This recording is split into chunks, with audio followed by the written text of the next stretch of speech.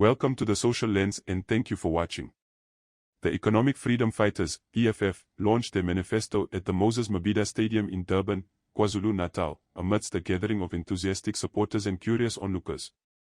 The manifesto, unveiled in the wake of South Africa's 30th anniversary of inclusive elections, echoed the sentiments laid out in the founding principles of the party. Addressing the crowd, Julius Malema emphasized that despite the political strides made since the end of apartheid, the economic landscape of South Africa remains starkly unequal, particularly for the black majority. The manifesto highlighted the enduring plight of landlessness and joblessness among black South Africans, describing it as a crisis of monumental proportions. The year 2024 marks exactly 30 years since the first inclusive elections in South Africa, stated the manifesto, underscoring the disappointment in the lack of tangible economic progress for those historically oppressed and exploited. It lamented that despite political inclusion, economic benefits have not materialized for the majority. According to the EFF's analysis, South Africa finds itself mired in a cycle of underdevelopment and underperformance, exacerbated by a government deemed incompetent, directionless, and visionless. The manifesto pointed to the ongoing crisis of load shedding, attributing it to the government's failure to ensure reliable electricity generation, transmission, and distribution across the nation.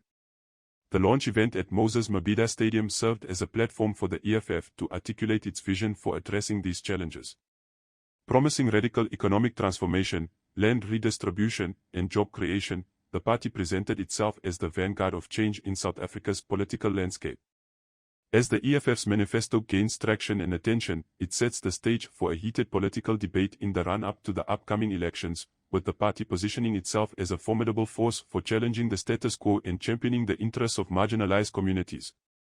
The emphasis on land resonated deeply with the crowd as speakers highlighted the enduring reality of landlessness for the majority of South Africa's population, even 3 decades after the dawn of political freedom.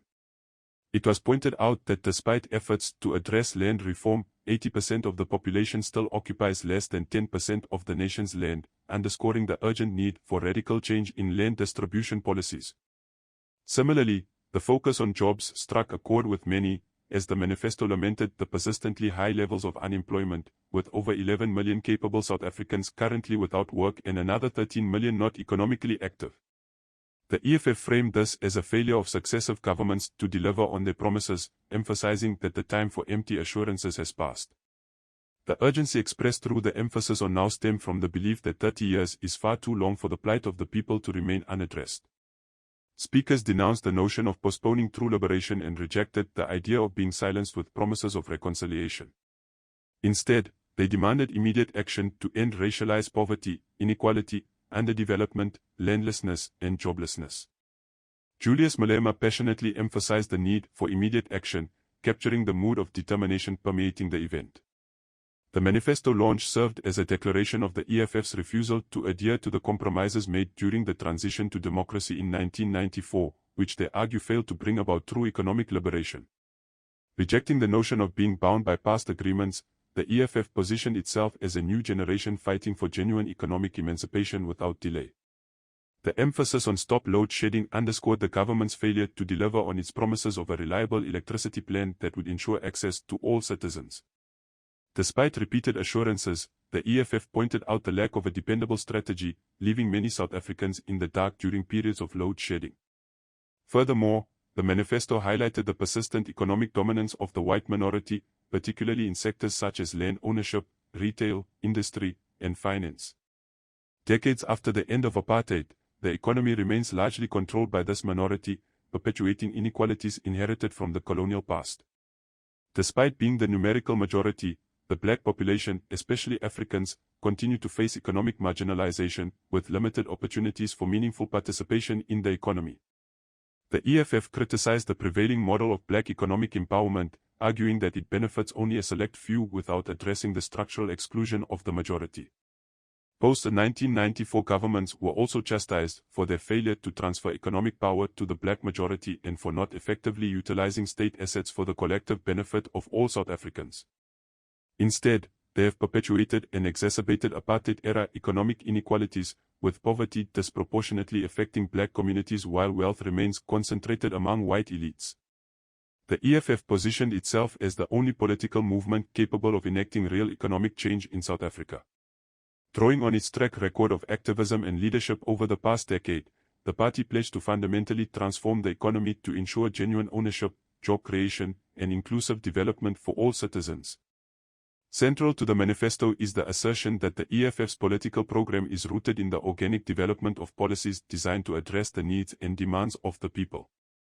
Unlike a mere wish list, the EFF manifesto for the 2024 general elections represents a clear and actionable program of governance, shaped by three key sources. Firstly, it draws from the extensive public consultations conducted by the party, which included input from various sectors through public meetings, letters, social media engagement, and oral submissions.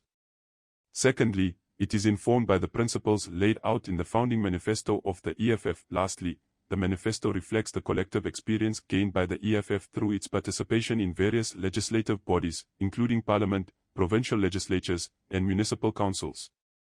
At the core of the EFF's political program is the unwavering commitment to achieving economic freedom in our lifetime, a generational call that forms the bedrock of the party's ideology. The manifesto's commitments for the 2024 general elections are guided by the 7 cardinal pillars of the EFF, which serve as the fundamental principles guiding the party's approach to revolutionary transformation and societal change. The Economic Freedom Fighters, EFF, have set their 2024 election manifesto apart by introducing a level of specificity rarely seen in political platforms, emphasizing commitments with timelines and clearly delineating the areas earmarked for deliverables. This departure from vague promises marks a strategic shift, showcasing the EFF's readiness and preparedness to assume governance responsibilities at both national and provincial levels. The manifesto reflects the lessons learned from the EFF's quantitative and qualitative growth, emphasizing the importance of staying connected with the people to comprehend their demands and aspirations. In this vein, the EFF's manifesto introduces several policy innovations aimed at addressing key issues faced by South Africans. Land redistribution policies. The manifesto commits to ensuring land access for all landless people, encompassing residential, industrial, cultural, religious, and recreational purposes. Special economic zones. The EFF proposes the establishment of multiple special economic zones to stimulate inward industrialization and manufacturing investments with export capacity. This initiative aims to democratize the ownership and control of the economy, enhance productive capacity, and generate millions of jobs. Social grants. The manifesto pledges to double social grants as a means of alleviating poverty and boosting domestic economic demands and expansion. State procurement. The EFF advocates for the use of legislated state procurement to promote localization and create sustainable quality jobs, with a focus on empowering women and the youth. Government reconfiguration. The manifesto proposes the reconfiguration of government spheres, consolidating national and local levels while eliminating the provincial sphere.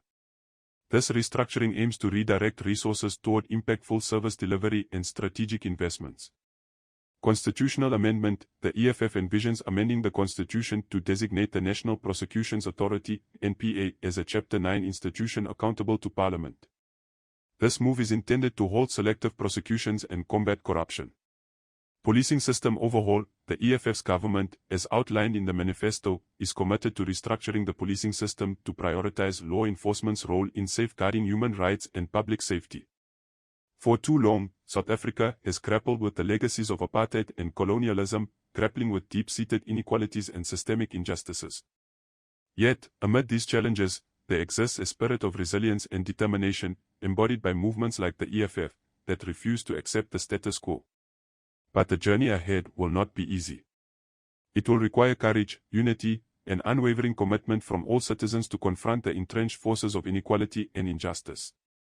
It is a journey that demands active participation and engagement from every South African, a collective effort to build a society where the dreams of freedom and prosperity are within reach for all.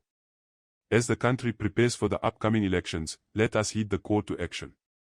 Let us seize this moment, this opportunity, to forge a brighter future for generations to come.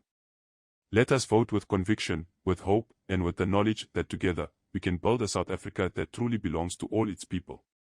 If you found this video informative, please click the like button and consider subscribing to the channel. Until next time.